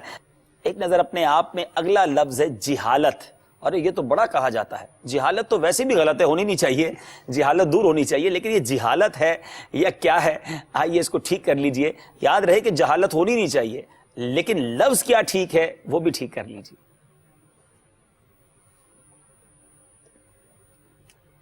جی جہالت ہے اور جہالت لفظ درست ہے. یہ اپنے آپ کوشش کیا کریں, میں نے پہلے بھی سلسلوں میں عرض کیا تھا, اگر ایک ڈائری بنا لیں اور یہ لکھتے جائیں کہ کیا درست تھا کیا غلط تھا، تو بڑی خوبصورت ووکیبلری، بڑی خوبصورت آپ کے پاس ایک سمجھے کہ لسٹ بنتی جائے گی، اور آپ اگر اس کو گفتگو میں شامل کرتے جائیں گے تو اردو بھی جو ہے وہ درست ہوتی رہے گی۔ مدنی چینل بھی کتنا پیارا چینل ہے، ہماری شرعی رہنمائی بھی کرتا ہے، ہمیں پریکاشنز بھی، ہمیں سیفٹی کے لیے، اپنے حفاظت کے لیے بھی مدنی پھول دیتا ہے، ہمارے تلفظ کی بھی درستی کراتا ہے۔ کیا بات ہے مدنی چینل کی، ہم انشاءاللہ جی آپ نے فرمایا نا کہ جہالت نہیں ہونی چاہیے، اس سے مجھے ایک بات یاد آئی اپنے زمانے طالب علمی کی، جی جہالت ہونی نہیں چاہیے لیکن جہالت کی معرفت اور پہچان ہونی چاہیے۔ واہ، ہمارے واہ۔ استاد صاحب سے ایک طالب علم نے سوال کیا تھا کہ استاد صاحب ہم ایک جامع سے دوسرے جامع کی طرف منتقل ہو رہے تھے، تو کوئی نصیحت فرمائیے۔ ایک بچے نے سوال کیا کہ استاد صاحب ہمیں کتنا علم سیکھنا چاہیے؟ فرمایا اتنا علم سیکھو کہ تمہیں اپنی جہالت کا اندازہ ہو جائے۔ اللہ، جہالت پتہ ہوگی تو دور کریں گے نا، بڑی خوبصورت بات ہے۔ بیماری پتہ ہوگی تو علاج کریں گے جی۔ ارے جہالت پر بھی شعر آپ نے ڈھونڈ لیا، کیا بات ہے۔ علم حاصل کرو جہل زائل کرو، علم حاصل کرو جہل زائل کرو، پاؤ گے راحت قافلے میں چلو، قافلے میں چلو، پاؤ گے راحت قافلے میں چلو۔ گویا جہالت دور کرنے کا ایک ذریعہ یہ بھی ہے کہ مدنی قافلوں میں سفر کیا جائے۔ چلیں نا مدنی چینل کے ناظرین، مدنی قافلوں میں سفر کی نیت کر لیجئے، انشاءاللہ علم دین کے بے شمار مدنی پھول حاصل ہوں گے۔ میرے میٹھے پیارے اسلامی بھائیوں، اب ہم چلتے ہیں اپنے اگلے سیگمنٹ کی طرف جس کا نام ہے سنت رسول اللہ کی۔ تیری سنتوں پہ چل کر میری روح جب نکل کر چلے تو گلے لگانا مدنی مدینے والے۔ سنت رسول اللہ کی میں آج انشاءاللہ ہم سرما لگانے کی سنتیں اور آداب سنیں گے۔ پہلے سندھی زبان میں انشاءاللہ مبلغ دعوت اسلامی بیان کریں گے، پھر انشاءاللہ ہم بلوچی زبان میں اس کو سنیں گے، اور اللہ نے چاہا ہمارے انگلش مبلغ سے انگلش میں بھی سنیں گے انشاءاللہ جی۔ الحمدللہ اج سرمے لگائن جو سنتوں آداب انشاءاللہ تجل کچھ سکھن جی سعادت حاصل کندا سے۔ سرمو لگائن اسان جے پیارے آقا مدینے وارے مصطفیٰ صلی اللہ تعالی علیہ وآلہ وسلم جی انتہائی پیاری پیاری اے میٹھی میٹھی سنت ہے۔ سرکار نامدار مدینے جا تاجدار صلی اللہ تعالی علیہ وآلہ وسلم سمن محل پنجے مبارک اکھن میں سرمو وجھندا ہا، تے کرے اساں کے بھی سمن کھا پیری سنت جی پیروی جی نیت سان پنجے اکھ میں سرمو پائن گھرجے۔ سرکار مدینہ صلی اللہ تعالی علیہ وسلم سرما سوتے وقت استعمال فرماتے تھے، چنانچہ حضرت سیدنا عبداللہ ابن عباس رضی اللہ تعالیٰ عنہ فرماتے ہیں کہ تاجدار مدینہ راحت قلب و سینہ صلی اللہ تعالیٰ علیہ وسلم سونے سے پہلے ہر آنکھ میں سرمائے عصمت کی 3 سلائیاں لگایا کرتے تھے جی۔ تے کرے اساں کے بھی گھرجے تا رات جو جے وقت بھی سمو سرمو پائن نہ وساریوں۔ سمن وقت سرمو لگائن میں یا مصلحت بھی آئے جو سرمو زیادہ دیر تائیں اکھن میں رہندو اے اکھن جی مسامن میں سرایت کرے اکھن کے فائدو پہنچائیں دو۔ دیکھیں رات کے وقت سرما لگانے کی کتنی پیاری حکمت بیان کی گئی کہ اگر رات کو سونے سے پہلے سرما لگایا جائے گا تو پھر آنکھیں بند ہو جائیں گی، اور یہ سرما زیادہ وقت آنکھوں میں رہے گا تو اس کی برکتیں اور جو اس کی تاثیر ہے وہ آنکھوں کو فائدہ پہنچائیں گی۔ سبحان اللہ۔ ابن ماجہ جی روایت آئے تا سبنی سرمن میں بہتر سرمو عصمت آئے، سبحان اللہ، جو ایو نظر کے روشن کرے تھو اے پلکن کے اگائے تھو۔ سبحان اللہ سبحان اللہ۔ ابن ماجہ کی روایت میں ہے کہ تمام سرموں میں بہتر سرما عصمت ہے کہ یہ نگاہ کو روشن کرتا اور پلکیں اگاتا ہے۔ تو کوشش کریں کہ عصمت سرما حاصل کر کے، ویسے مدینہ منورہ میں ملتا ہے، اصلی اگر مل جائے تو اس کی بے شمار برکتیں ہیں جی۔ سرمے پائن جو کو طریقو ان کتاب میں لکھل آئے سنتوں آداب میں، تو اساں جا پیارا آقا صلی اللہ تعالی علیہ وآلہ وسلم بنی مقدس اکھن میں سرمے جوں ٹے سرائیوں استعمال فرمائندہ ہوا اے اکثر انہی تے عمل ہو، پر کن روایتن میں ساجی اکھ مبارک میں 3 سرائیوں اے کھابی میں بجو بھی ذکر ہے اے شمائل رسول میں آہے ہن طرح بیان کیو ویو آہے تا نبی اکرم صلی اللہ تعالی علیہ وآلہ وسلم ہر اکھ مبارک میں 2 سرائیوں وجھندا ہا اے ایک سرائی بنی مبارک اکھن میں وجھندا سبحان اللہ سبحان اللہ۔ نبی پاک علیہ الصلوۃ والسلام کا جو سرما لگانے کا طریقہ، جو سنت طریقہ ہے، غور سے سن لیں کہ سرکار علیہ الصلوۃ والسلام دونوں مقدس آنکھوں میں سرمے کی 3 سلائیاں استعمال فرماتے اور اکثر اسی پر عمل تھا. تاہم بعض روایت میں سیدھی آنکھ مبارک میں 3 سلائیاں اور بائیں میں 2 کا بھی ذکر آیا ہے, اور شمائل رسول صلی اللہ تعالی علیہ وسلم میں اسی طرح بیان کیا گیا ہے کہ نبی پاک علیہ الصلوۃ والسلام ہر آنکھ مبارک میں 2 سلائیاں سرمے کی ڈالتے اور ایک سلائی کو دونوں مبارک آنکھوں میں لگاتے. تو ہمیں کرنا یہ چاہیے کہ ان تینوں مختلف طریقے ہیں, باری باری ہر طریقے پر عمل کر کے اس سنت طریقے پر عمل کرنا چاہیے. اللہ تعالی ہمیں سرما لگانے کی بھی سنت کی نیت سے سرما لگانے کی توفیق عطا فرمائے. چلتے ہیں ہمارے بلوچی مبلغ کی طرف کہ جو گفتگو ہوئی اس کو کچھ بلوچی زبان میں بھی سمرائز کیجیے. کنا انینو اسلامی علمک اینو انشاءاللہ نن خنتی کیرے سرما خلنگنا طریقہ بنینا حضور نبی کریم صلی اللہ تعالی وسلم نا سرما خلنگ کیرے سرکار مدینہ صلی اللہ تعالی وسلم نا سنت مبارکہ ہے. تو اگر نن کہہ رہے تینا خنتی سرما شاغے نہ تو دار تن کہہ رہے ننے سنت نہ زی عمل کرنے نام ثواب ملے اور دانا دنیاوی فائدہ ملے کر. سرکار مدینہ صلی اللہ تعالی وسلم کہہ رہے خاچنگن مست سرما استعمال کرے. حضرت سیدنا عبداللہ ابن عباس رضی اللہ تعالیٰ عنہ فرمائے پھرا کہ مدینہ نا تاجدار ننا استتا قرار صلی اللہ تعالی وسلم خاچنگن مست ہر خنٹ کہہ رہے موسی سلائی اسمت سرما شاغر. تو انینو اسلامی علمک اسی تو دا معلوم ہے کہ سرما استعمال کرنے کہہ رہے آقا کریم صلی اللہ تعالی وسلم نا سنت مبارکہ ہے. اور دا خاچنگ نا ٹیمہ سرما شاغنگ خنتے ٹی سرما شاغنگ نا حکمت دا دے کہ سرما شاغنگن پر کہہ رہے نن خاچینا تو سرما کہہ رہے بعض زیادہ وقت اس کا ننا خنتے ٹی سلک تو اس ننا خنتے کہہ رہے زیادہ فائدہ اتک. اور ابن ماجہ روایت ہے کہ تمام سرما تیٹی کہہ رہے اسمت کہہ رہے کلن جوان و سرمائے کہ دا بینائی ہم روشن کے اور ننا خنت تا پجک و دادی ہم پیدا کے. سبحان اللہ. اور سرما خلنگ نا طریقہ بنینا کہ حدیث مبارک کہ ارے مدینہ نا تاجدار اور ننا استتا قرار صلی اللہ تعالی علیہ وسلم کے ارے تینا ہر ایرٹو خنتے ٹی کہہ رہے مسی سرما سلائی سرما شاغر اور اکثر کہہ رہے نما اندہ نزیہ عمل اسک. لیکن بعض وقت کہہ رہے نم تینا راستی کو خنٹ کہہ رہے مسی سلائی اور چپی کو خنٹ کہہ رہے ارا سلائی ہم شاغا نہ رہے. تو نن اردو طریقہ کا عمل کہیں تو ننے اردو طریقہ کہہ رہے سرکار صلی اللہ علیہ وسلم نا سنت تو ننے ہم انشاءاللہ اور تم ثواب ملے گا. سبحان اللہ سبحان اللہ. انگلش ویورز کے لیے اگر ہمارے انگلش مبلغ دعوت اسلامی سنت رسول اللہ کی جو سیگمنٹ ہے سرما لگانے کی سنتیں اور آداب اگر کچھ بیان کر دیں. Today inshallah in this segment we are learning the sunnat of surma, which in the English language the word used for it is call. A few blessings, a few sunnats regarding this. It is mentioned that the Holy Prophet sallallahu alaihi wasallam used to apply surma on a night before going to sleep. And there are blessings of wearing it at night because then a person goes to sleep immediately and he can take maximum benefit from wearing that surma. It's mentioned in Sunan Ibn Majah, there is a narration that the best surma amongst all of them is known as ismad.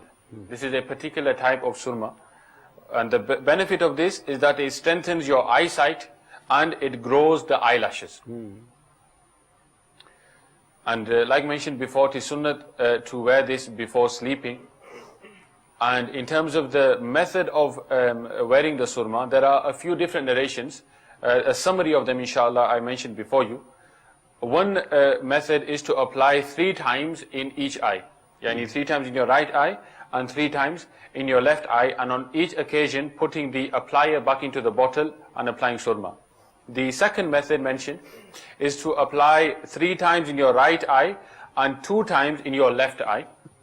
And the third method mentioned is to apply twice in each eye, and then on the last application use that for both your right eye and the left eye. Beautiful. And here the ulama, the scholars mention that one should try to act upon each of these at different times in different days so that you get the blessing of acting upon all of them. ماشاءاللہ ماشاءاللہ. یہاں مجھے ایک اور بات یاد آئی کہ بعض اوقات سرمے کی جو بوٹل ہے وہ گھر کے سارے افراد یوز کر رہے ہوتے ہیں، تو ایک احتیاط کرنی چاہیے کہ اگر آپ نے سرما لگا لیا تو کسی صاف کپڑے سے یا ٹشو پیپر سے اس سلائی کو صاف کر دیں، کیونکہ اب وہی سلائی واپس سرما دانی میں آپ نے رکھ دی اور کوئی اور آ کر اپنی آنکھوں میں لگائے تو بہتر یہ ہے کہ دوسرے کے لیے اب پہلے سلائی کو صاف کر کے رکھ دیں. بعض اوقات آنکھوں میں کسی کے زخم ہوتا ہے تو ایک دوسرے کے ساتھ کوئی ہمیں پرابلم بھی نہ ہو اور اس سے زیادہ صفائی بھی ہو جاتی ہے. یہاں میں 3 باتیں عرض کروں گا مختصر. ایک تو یہ ہے کہ سنتیں انہوں نے بیان فرمائی کہ کس طرح سرما لگایا جائے گا، اور سرما لگاتے وقت کی جو دعا ہے وہ ہے اللہم متعنی بالسمع والبصر. اور سرما لگانے کی جو ایک حکمت بتائی گئی کہ اس سے نظر تیز ہوتی ہے. میرات المناجی میں یہ بھی لکھا ہے کہ رات کو سوتے وقت سرما لگانا فقیری یعنی غربت کو دور کرتا ہے. واہ. اور ایک آخر میں شرعی مسئلہ میں بیان کروں گا. بہار شریعت میں فتاوی علمگیری کے حوالے سے لکھا ہے کہ سیاہ کالے رنگ کا سرما یا کاجل لگانا مرد کے لیے بقصد زینت یعنی بیوٹی اور خوبصورتی کی نیت اور ارادے سے مرد کے لیے سیاہ کالا سرما لگانا یا کاجل لگانا یہ مکروہ ہے، اور اگر یہ نیت نہ ہو تو مکروہ نہیں. اگر رات کو آنکھوں کو فائدہ پہنچانے کی نیت سے لگائے تو ٹھیک ہے، بیوٹی کے لیے زینت کے لیے لگانا جو ہے مرد کے لیے منع ہے. جی اب آپ شعر بھی سنائیں گے کوئی؟ ہاں، جس کی طرف شیخ طریقت امیر علیہ سنت نے اشارہ فرمایا. مولانا حسن رضا خان صاحب کا بھی ایک شعر ہے، پہلے آپ چلیں امیر علیہ سنت کا سنائیں پھر ہم وہ آپ سے وہ بھی سنائیں انشاءاللہ. لگاؤ تم آنکھوں میں خاک مدینہ، لگاؤ تم آنکھوں میں خاک مدینہ، کوئی اس سے بہتر بھی سرما بھلا ہے، کوئی سے بہتر بھی سرما بھلا ہے. برادر اعلیٰ حضرت مولانا حسن رضا خان صاحب کا غالباً شعر ہے، ملائک لگاتے ہیں آنکھوں میں اپنی، ملائک لگاتے ہیں آنکھوں میں اپنی، شب و روز خاک مزار مدینہ. ملائک لگاتے ہیں آنکھوں میں اپنی، ملائک لگاتے ہیں آنکھوں میں اپنی، شب و روز خاک مزار مدینہ، شب و روز خاک مزار مدینہ. جی وہ شعر پر آ رہا ہوں، لیکن اس سے پہلے ایک بات کر دوں کہ یہ جو مدینے کی مٹی پر جو امیر علیہ سنت توجہ دلا رہے ہیں کہ یہ اس سے بہتر بھی کوئی سرما ہے، امیر علیہ سنت جب خود مدینہ شریف تشریف لے جایا کرتے، آپ کے قافلے کے افراد اور آپ خود بھی اسلامی بھائی جو ہے وہ اپنے ساتھ ایک سلائی رکھا کرتے، اور باپا نے شاید رفیق الحرمین میں بھی یہ لکھا ہے کہ جب موقع ملے تو مدینے کی مٹی جو ہے اس کو سلائی میں ڈال کر آنکھوں میں لگا لیا کریں.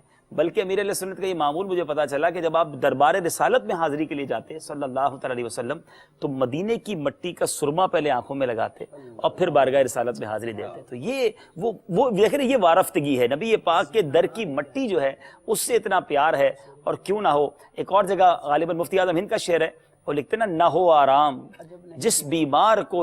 مولانا حسن رضا خان صاحب کا شعر، خاندان اعلیٰ حضرت کے اشعار کی اچھا بڑے سملر ہوتے ہیں اور بڑے آؤٹ کلاس ہوتے ہیں. مولانا حسن رضا خان صاحب مجھے یاد آ گیا، وہ لکھتے ہیں، نہ ہو آرام جس بیمار کو سارے زمانے سے، یعنی جس کو سب نے بنا کر دیا ہو نا اس کو فارمولہ کیا دے رہے ہیں، کسی بڑے ہاسپٹل کا نہیں. نہ ہو آرام جس بیمار کو سارے زمانے سے، اٹھا لے جائے تھوڑی خاک ان کے آستانے سے. سبحان اللہ.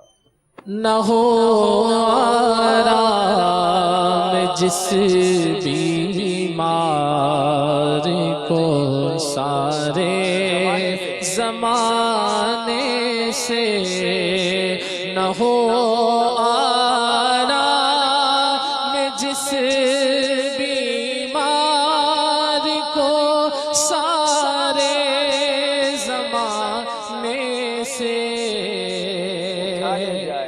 نہ ہو آرام جس بیمار کو سارے زمانے سے اٹھا لے جائے تھوڑی خاک ان کے آستانے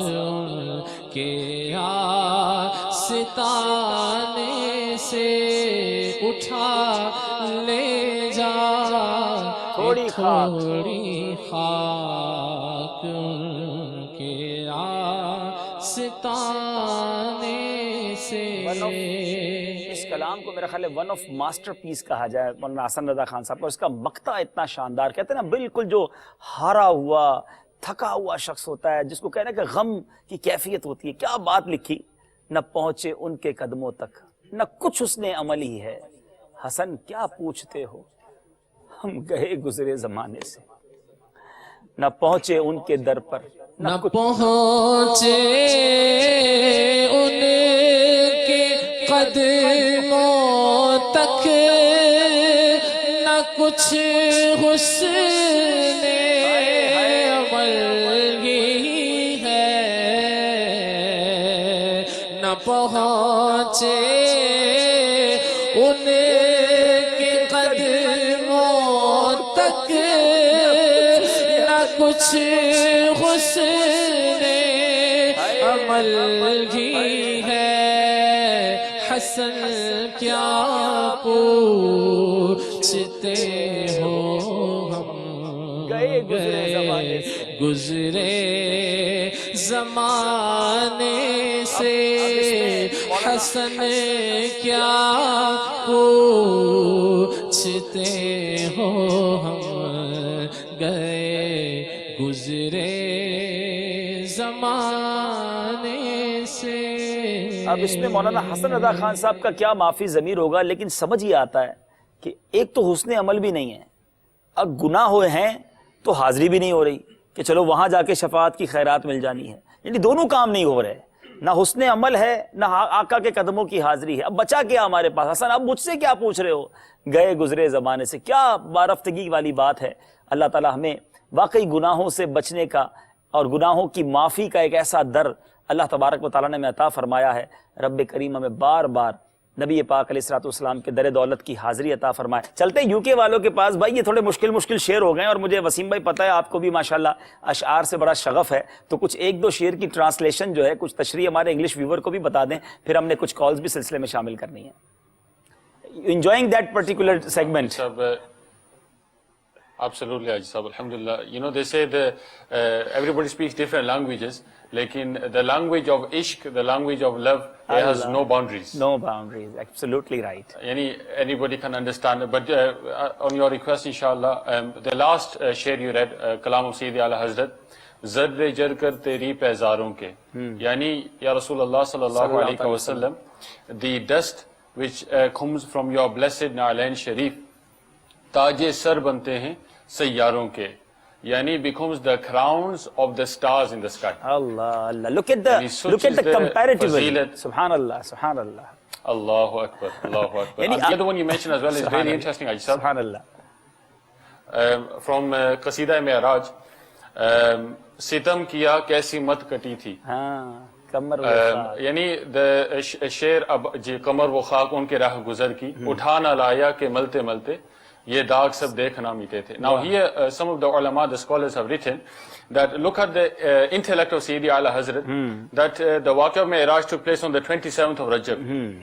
And on the 27th, yani the month is about to end, so you can't always fully see the moon in the sky. Okay. So Sayyidi Ala Hazrat immediately identified this, and in his kalam, when he was writing, he yani doing ishara to the moon, saying that where were you? Yani because you weren't visible that night, where were you? Had you been there? Taken the khak on which the Prophet sallallahu alaihi wasallam had walked, and these things that appear on you, daag, yani ke stains you could say, if you had taken that, then perhaps you would have cleaned these from yourself as well. How deep is that meaning? کیا comparatively میں تو ختم ہے نا اعلیٰ حضرت کی شاعری، تقابل جو بیان کر. And the most amazing, the most کیا بات ہے، فیضان رضا شروع ہو گیا. جی فرمائیے. جی carry on brother, carry on. Ji, I was going to say the most amazing thing is when you study Kalam-e-Raza and such depth, such meaning, And then when you realize that shairi is something that Sayyidi Ala Hazrat did on the side. And if you were to look at his kalam, you'd think that somebody spent his whole life writing this kalam, and you would still be amazed. But then when you realize that Sayyidi Ala Hazrat, Imam Ahl Sunnat, was a master in so many different sciences as well, and he wrote shairi as a hobby, as an interest, then you think that definitely this is the work of the Mujaddid of the last century. اعلیٰ حضرت کے بارے میں آتا ہے کہ شاعری کے لیے کوئی بہت اسپیئر وقت نہیں کرتے تھے، بلکہ اس طرح کتابوں میں ملتا ہے کہ جب فریش ہونا چاہتے تھے، کام سے تھک جاتے تھے، تو قلم اٹھا کر کچھ اشعار لکھنا شروع کرتے تھے. تو نہ شاعری کی ہوس نہ پرواہ، ردی تھی کیا کیسے کافیے تھے. چلیں انشاءاللہ کسی اور سلسلے میں مزید کلام رضا پر برکتیں حاصل کریں گے. چلتے ہیں اپنے آخری سیگمنٹ کی طرف، جس کا نام ہے حکومت رسول اللہ کی. عرش پر بھی سلطنت ہے، فرش پر بھی سلطنت، دونوں عالم میں تمہاری ہے حکومت یا رسول. سبحان اللہ سبحان اللہ سبحان اللہ. حکومت رسول اللہ کی اس سیگمنٹ میں ہم کیا سیکھیں گے اور کیا سنیں گے؟ یاد رہے، اختیارات، اتھارٹی، اس کی دو قسمیں ہیں. ایک تشریعی، یعنی کسی فعل کو فرض یا حرام یا واجب یا مکروہ یا مستحب یا مباح کر دینا، یعنی یہ اختیار کسی کے پاس شریعت کے اندر ہو، یہ کہلاتا ہے تشریعی اختیارات. اور دوسرا اختیارات ہوتے ہیں تکوینی، جس کے بارے میں آتا ہے جیسے کسی کو زندہ کرنا، کسی کو مارنا، کسی کی حاجت پوری کر دینا، کسی سے مصیبت دور کر دینا، وغیرہ وغیرہ. سبحان اللہ. اہل سنت کا عقیدہ یہ ہے کہ اللہ تبارک و تعالیٰ نے دونوں قسم کے اختیارات اپنے محبوب کریم علیہ الصلوۃ والسلام کو عطا فرمائے. سبحان اللہ. میرے رب عز و جل نے یہ اختیارات جو ہے نبی پاک علیہ الصلوۃ والسلام کو عطا فرمائے. اب صدر الشریعہ بدر الطریقہ بہت خوبصورت بات لکھتے ہیں. آپ تحریر فرماتے ہیں کہ سرکار علیہ الصلوۃ والسلام کے پاس جو اختیارات ہیں، آپ فرماتے ہیں حضور اقدس صلی اللہ تعالی علیہ وسلم اللہ عز و جل کے نائب مطلق ہیں. تمام جہان حضور صلی اللہ تعالی علیہ وسلم کے تحت تصرف کر دیا گیا. جو چاہیں کریں، جس سے جو چاہے دیں، جس سے جو چاہیں واپس لیں. تمام جہان میں ان کے حکم کا کوئی پھیرنے والا نہیں. تمام جہان ان کا محکوم ہے، اور وہ اپنے رب کے سوا کسی کے محکوم نہیں. تمام آدمیوں کے مالک ہیں، جو انہیں اپنا مالک نہ جانے حلاوت سنت سے محروم رہے. تمام زمین ان کی ملک ہے، تمام جنت ان کی جاگیر ہے. ملکوت السماوات والارض سرکار علیہ الصلوۃ والسلام کے زیر فرمان ہیں. جنت و نار کی کنجیاں دست اقدس میں دے دی گئیں. رزق و خیر اور ہر قسم کی عطائیں سرکار علیہ الصلوۃ والسلام ہی کے دربار سے تقسیم ہوتی ہیں. دنیا اور آخرت حضور علیہ الصلوۃ والسلام کی عطا کا ایک حصہ ہے. احکام تشریعیہ حضور اکرم صلی اللہ تعالی علیہ وسلم کے قبضے میں کر دیے گئے کہ جس پر جو چاہیں حرام فرما دیں، جس کے لیے جو چاہیں حلال کر دیں، اور جو فرض چاہیں معاف فرما دیں. سبحان اللہ. جبھی تو امام عشق و محبت اعلیٰ حضرت لکھتے ہیں، میں تو مالک ہی کہوں گا، میں تو مالک ہی کہوں گا کہ ہو مالک کے حبیب.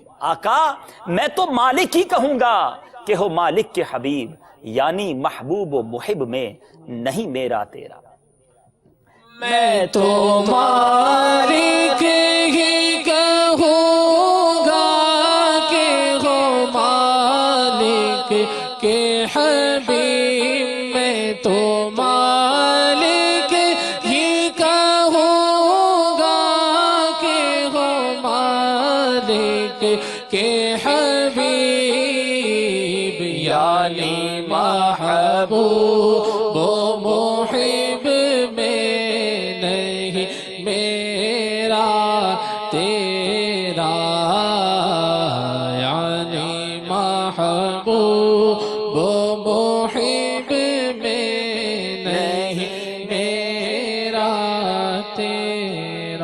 انشاءاللہ اس سیگمنٹ میں ہم یہی ڈسکس کریں گے. اب اسی پر مدنی پھول لیں گے کہ کیسی کیسی اتھارٹیز، کیسے کیسے اختیارات اللہ تبارک و تعالیٰ نے میرے آقا علیہ الصلوۃ والسلام کو عطا فرمائے. بہت سارے مسکنسیپشنز دور ہوں گے، بہت سارے وسوسے دور ہوں گے، بہت ساری غلط فہمیاں دور ہوں گی. ہم جبھی تو کہتے ہیں زمین و زماں تمہارے لیے، مکین و مکا تمہارے لیے، آقا چنین و چنا تمہارے لیے، بنے دو جہاں تمہارے لیے. آپ سنتے جائیں گے، ایمان تازہ ہوتا جائے گا. آج پہلا واقعہ عرض کروں گا انشاءاللہ. ہر سلسلے میں ایک واقعہ، ایک ایسا انسیڈنٹ ہم سنیں گے. بخاری شریف کی حدیث ہے، صحیح بخاری میں یہ حدیث موجود ہے، اور سیاہ ستہ اور اس کے علاوہ بہت سی کتب احادیث میں حضرت ابو ہریرہ رضی اللہ تعالی عنہ سے مروی ہے. ایک شخص نے بارگاہ رسالت میں عرض کی، یا رسول اللہ میں ہلاک ہو گیا. فرمایا تمہارا کیا معاملہ ہے؟ عرض کی حضور میں نے رمضان میں وہ کام کر لیا، یعنی اپنی عورت سے قربت اختیار کر لی. فرمایا اب کفارے کی بات ہو رہی ہے، غلطی ہو گئی نا، کیا غلام آزاد کر سکتا ہے؟ عرض کی لا، آقا نہیں استطاعت رکھتا. فرمایا لگاتار 2 مہینے روزے رکھ سکتا ہے؟ کیونکہ یہ دوسرا آپشن تھا، شریعت نے دیا تھا. عرض کی لا یا رسول اللہ نہیں رکھ سکتا. فرمایا 60 مسکینوں کو کھانا کھلا سکتا ہے؟ وہ شخص کرتا ہے یا رسول اللہ صلی اللہ علیہ وسلم لا، میں یہ بھی نہیں کر سکتا. سبحان اللہ. اس اتنے میں کسی نے پیارے آقا علیہ الصلوۃ والسلام کے پاس کھجوروں کا ٹوکرا پیش کیا، ہدیہ پیش کیا. نبی پاک علیہ الصلوۃ والسلام نے اسی شخص کو بلایا اور کہا کہ یہ لو اور اسی خیرات کر دو. اب ذرا غور کیجئے، یعنی 60 مسکینوں کو کھلانے کے لیے بھی پیسے نہیں تھے، نبی پاک نے کام پورا کر دیا. اب ایک اور اسٹیپ آگے بڑھ کر وہ صحابی عرض کرتے ہیں یا رسول اللہ اپنے سے زیادہ کسی محتاج پر مدینے بھر میں کوئی گھر ہمارے برابر محتاج نہیں ہے. آقا مجھ سے زیادہ غریب ہی نہیں ہے کوئی مدینہ شریف میں، اب میں کس کو تقسیم کروں؟ سرکار علیہ الصلوۃ والسلام، حدیث کے الفاظ ہیں، یہ سن کر میرے آقا مسکرائے، اتنا ہنسے کہ یہاں تک کہ دندان مبارک ظاہر ہو گئے، اور فرمایا جا اپنے گھر والوں کو کھلا دے. اب یہ کیسا اختیار ہے کہ خود ہی عطا فرمایا کفارے کے لیے، اور خود ہی فرمایا خود ہی کھا لو اور یہی تمہارا کفارہ ہو جائے گا. اے میرے میٹھے پیارے اسلامی بھائیوں، یہاں سنن ابی داؤد میں مروی ہے کہ یہ خاص اسی شخص کے لیے رحمت تھی. آج کوئی ایسا کرے تو کفارے سے چارہ نہیں. اگر کوئی ایسا کرے کہ جناب خود ہی اس سے غلطی ہو جائے، کھجورے خریدے اور خود ہی کھا لے، یہ نہیں چلے گا. یہ نبی پاک علیہ الصلوۃ والسلام کی اتھارٹی تھی، میرے آقا کو وہ اختیار حاصل تھا کہ اس سے کفارہ ہی معاف فرما دیا. اے میرے میٹھے اسلامی بھائیوں، یہ بخاری شریف کی میں نے آپ کو حدیث پیش کی ہے. ریئلائز، ٹرائی ٹو ریئلائز، کیا قدرت تھی میرے آقا کی، کیا حکومت تھی، رب کی کتنی بڑی عطائیں ہیں نبی پاک علیہ الصلوۃ والسلام کی. وہ ایک شعر ہے نا، کنجیاں دی اپنے خزانوں کی خدا نے، کنجیاں دی اپنے خزانوں کی خدا نے، محبوب کیا مالک و مختار بنایا. کنجی تمہیں دی اپنے خزانوں کی خدا نے، کنجی تمہیں دی اپنے خزانوں کی خدا نے، محبوب کیا مالک و مختار بنایا. کونین بنائے گئے سرکار کی خاطر، کونین بنائے گئے سرکار کی خاطر، کونین کی خاطر تمہیں سرکار بنایا، کونین کی خاطر تمہیں سرکار بنایا. میرے میٹھے پیارے اسلامی بھائیوں، سلسلہ عالم تیرا پروانہ کا وقت ختم ہوا. رب کریم ہم سب کو مدنی چینل پابندی سے دیکھنا نصیب فرمائے. آمین بجاہ النبی الامین صلی اللہ تعالی علیہ وسلم. شم میری سالس ہے، عالم تیرا پروانہ. خلیل و نجی مسیح و صفی سبھی سے کہیں بھی بنی یہ بے خبری کہ خلق پھری کہاں سے کہاں تمہارے لیے. شم میری سالس ہے، عالم تیرا پروانہ.